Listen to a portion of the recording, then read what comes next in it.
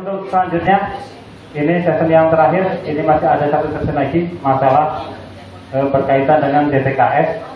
Mungkin mohon dari Bapak Adab yang langsung bisa menjelaskan pada beliau, Bapak Adam Arasi. Kalau sudah dapat kami silakan. Sini dong.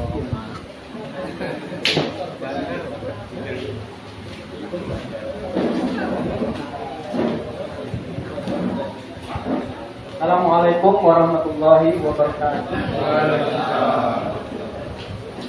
Selamat Bapak Kepala Desa dan terhormat Ketua BPD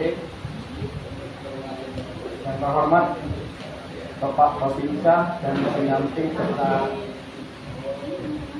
jajarannya. Yang terhormat Bapak Ibu aparatur desa seluruhnya, RT, RW, Bapak RT, Bapak RW yang insya Allah diberikan hidup oleh Allah Subhanahu Wa Taala. Amin. Langsung saja pada kesempatan ini, mohon izin Pak Kades, saya sedikit menjelaskan tentang posisi saya ya sebagai operator energi ya. Jadi pada hakikatnya posisi saya itu adalah kepanjangan, bisa dibilang kepanjangan dari kepala desa.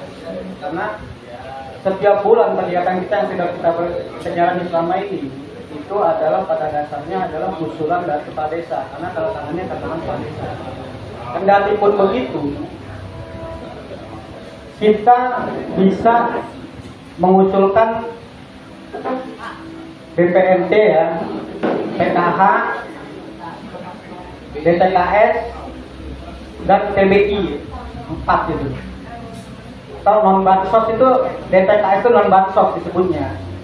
Jadi kalau nggak ngusulin PKH, BPNT, PBI itu disebut non bansos DTKS ya. Itu pun sudah kita jalankan ya.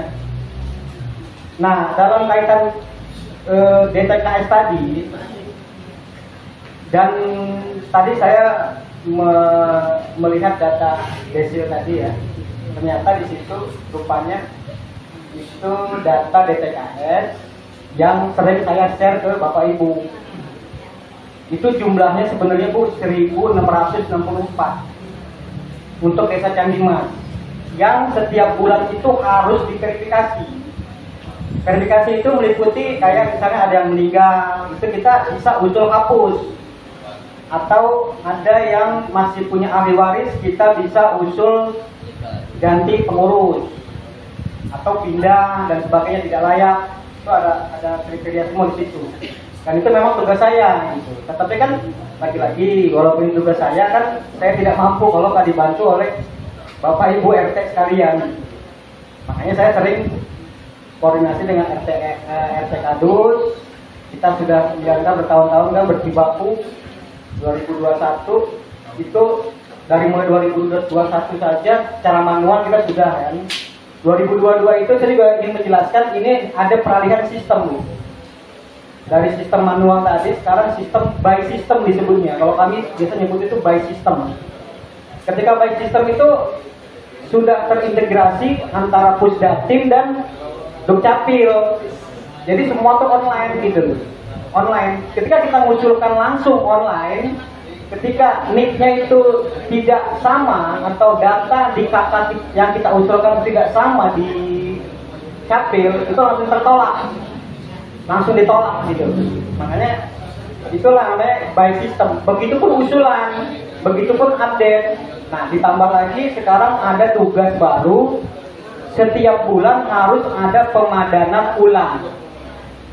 Pemadanan ulang. Jadi warga-warga yang sudah dapat KPN itu jangan, kalau dia masih layak, dia harus dipadankan ulang datanya.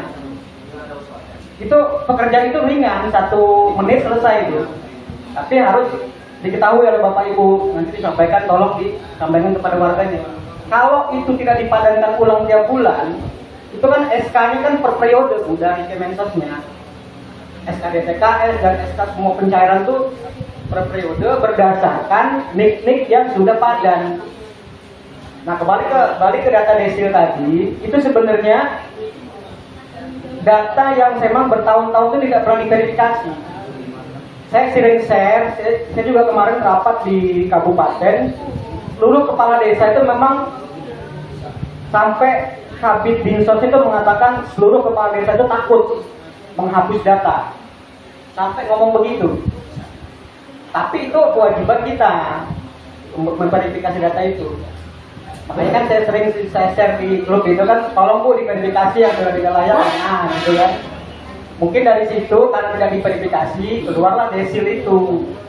Ya mungkin apa yang saya rasakan, saya juga tadi kan ngomong, ini kan tugas saya ini, kok pendamping ini kabupaten yang ini, mungkin mereka udah nyerah kali. Mungkin mereka udah nyerah dulu saya suruh verifikasi tadi, makanya dia minta ke pendamping gitu. Saya rasa sih seperti itu. Ya tadi kaget juga ngelihat desil itu, oh, ini mah kerjaan saya yang seharusnya kerjaan bapak kita semua itu. Tapi kok pendamping itu malah. Tapi karena itu tadi ya, karena kita selama ini nggak pernah verifikasi kan. Jadi ya itu saya tangkap tuh begitu gitu. Itu yang berikutnya ya, berikutnya itu masalah mekanisme ya. Mekanisme itu tadi yang paling efektif itu sudah kita jalankan selama ini kan, melalui online. Bapak Ibu mengusulkan, nanti saya mengusulkan ke Kemensos, nanti dituang dalam berita acara musyawarah desa, terus lampirannya bayanannya itu ditandatangani oleh kepala desa, lalu berkasnya itu dikirim ke Dinsos untuk disahkan di kabupaten ke Kemensos, baru nanti tinggal tunggu keluar SK. SK DTKS, SK pencairan surat perintah pencairan dan sebagainya ya. Nah, ini pun masalah hasil dari usulan Bapak Ibu, saya juga minta maaf di sini karena tidak bisa menyajikan data DTKS ya. Saya kemarin tadi malam Bu Suryati itu kan, RT Suryati itu, saya itu sudah muter-muter cari cara bagaimana biar bisa download data DTKS itu, ternyata memang tidak disediakan oleh Kemensos sementara ini ya. Mungkin nanti ke depan kalau saya ada rapat-rapat itu, saya usulkan nanti biar ada tombol download atau apa bisa. Soalnya kan itu harus diketik ulang satu persatu, sementara jumlahnya itu 3.000. Untuk Cadimas saat ini jumlah 3.000 itu pun bercampur dengan data sampah. Data sampah itu yang nggak ada, sudah nggak berfungsi lagi di situ. Jadi saya kalau diminta data DTKS paling bisa menyebutkan rekapnya aja, jumlah totalnya berapa, jumlah DTKS-nya itu pun termasuk data sampah gitu. Nah, paling yang bisa saya sajikan itu data yang 1664 itu. Karena itu kan kalau bagaimanapun kewajiban kita memverifikasi. Nah, data yang 1664 itu adalah data yang sudah mendapatkan program ya. Bukan sekedar data yang sudah cair atau akan cair gitu. Jadi data yang sudah mendapatkan program. Misalnya NIK ini, kakak ini, nama ini dapatnya program apa aja gitu. PBI atau PKH, dan itu sudah pasti ada di DTKS. Di DTKS yang belum ada program, dia tidak masuk ke data program tadi. Kan kalau di DTKS kan cuma 3.000 tadi. Kalau yang sudah masuk program 1664 gitu. Dan saya juga mau menyampaikan kemarin rapat di kabupaten itu diinformasikan oleh kabitnya itu bahwa bansos ini kuotanya sudah habis. Kuotanya sebenarnya secara nasional itu sudah habis, sudah penuh ya. Makanya itu kan kuota global ya, kuota global. Jadi tiap desa itu diharuskan diverifikasi tadi. Jadi harus ada yang dihapus gitu. Dihapus nanti mereka itu yang nanti memasukkan data baru itu tadi yang akan mendapatkan program tadi gitu. Paling kalau dari dulu itu masalahnya begitu aja sih makanya, masalah verifikasi dan data penyajian data DTKS. Kalau data verifikasi itu memang tidak ada. Kita semua tahu nama-nama siapa aja sudah mendapat program, itu semua total ada 1664. Nah, itu pun tahun 2022 kemarin itu 1765 datanya itu. Udah saya share juga itu yang tahun 2022 itu. 2023 itu beda lagi 1624. Ada perubahan-perubahan seperti itu gitu. Saya tuh nggak tahu. Jadi saya tuh kerja itu apa yang Kemensos tampilkan data itulah yang saya kerjakan gitu loh. Jadi hasil usulan nanti semua di situ ada. Saya juga tidak bisa melihat mana-mana yang baru, mana-mana yang lama itu di sini nggak ada keterangannya. Begitu. Terus yang berikutnya masalah pemberkasan ya. Karena walau bagaimanapun, walaupun kita kerjanya online, itu harus ada dasar atau harus dituang dalam musyawarah desa. Nah, kegiatan kita selama ini, selama bertahun-tahun memang seperti itu, dan masalahnya pun ketemu seperti itu. Sama seperti saldo nol, saldo yang sudah pernah dapat terus nggak dapat lagi. Masalahnya itu terus gitu. Makanya di sini ada tugas baru pemakanan ulang. Itu supaya nanti ketika ada SK atau surat perintah pencairan di periode berikutnya, Kemensos itu sudah punya dasar gitu. Sudah punya dasar adalah padan tadi, hasil dari pengadaan ulang kita tadi gitu. Nah, itu juga tugas saya. Saya juga setiap hari saya padankan ulang terus itu. Walaupun saya kadang-kadang nggak tahu ini penduduk warga ini sudah pindah atau belum, saya nggak tahu karena nggak ada laporan kan. Saya juga banyaknya seperti itu kan, jadi saya butuh bantuan lah sama Bapak Ibu RT Kadus gitu. Siap, kami bantu Pak. Ya. Karena kalau gimana pun, kalau untuk mengecek DTKS juga bisa. Itu yang saya sampaikan itu melalui aplikasi cek bansos. Cek bansos. Kalau di PBI itu mobil BKN. Itu sudah saya sosialisasikan juga kan. Itu bahkan masyarakat pun bisa mengusulkan secara mandiri. Bisa juga komplain, misalnya si A ini tidak setuju kalau si B ini dapat bansos PKH misalnya gitu.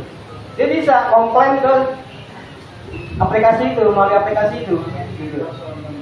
Tinggal klik ini, kirim foto-fotonya, nanti dia pasti muncul namanya di aplikasi saya. Itulah nanti yang saya laporkan ke kepala desa gitu loh. Dituang lagi dalam musdes. Salah satunya musdes itu verifikasi tadi itu. Nah, verifikasi itu dilakukan tiap bulan Bu. Makanya tadi saya minta itu sepakatan berkas itu ditandatangani selama setahun gitu. Jadi kita nggak usah rapat-rapat lagi tiap bulan gitu loh.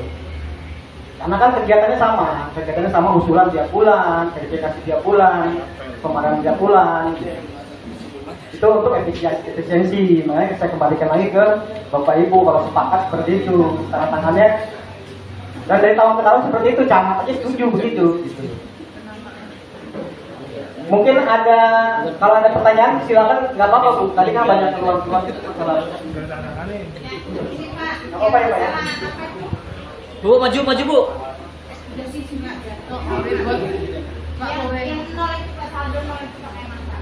Ya, saldo nol itu tetap regulasinya itu melalui pengecekan DTKS dulu.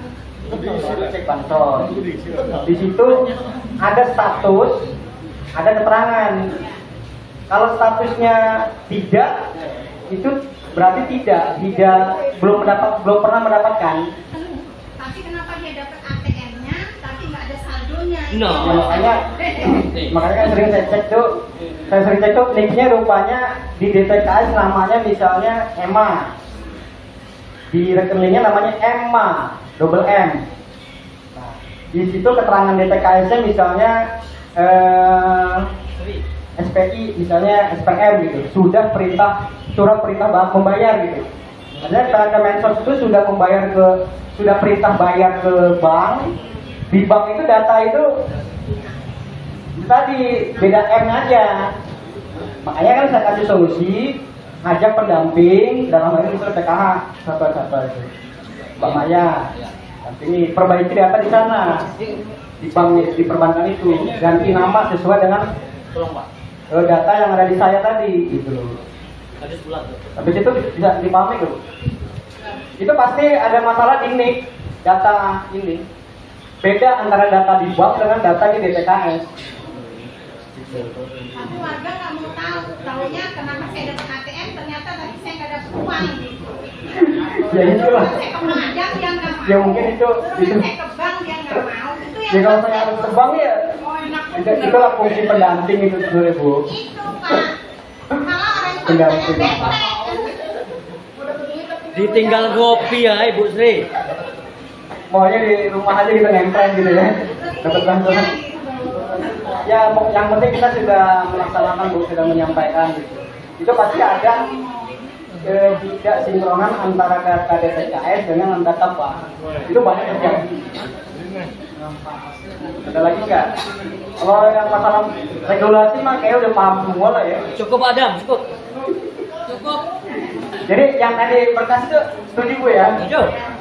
Oke. Itu daripada tiap bulan apa. Saya rasa itu yang bisa saya sampaikan. Sebenarnya lebih banyak koordinasinya melalui grup itu sih, Pak. Jadi mereka juga sosialisasi sudah kadang-kadang juga melalui grup itu.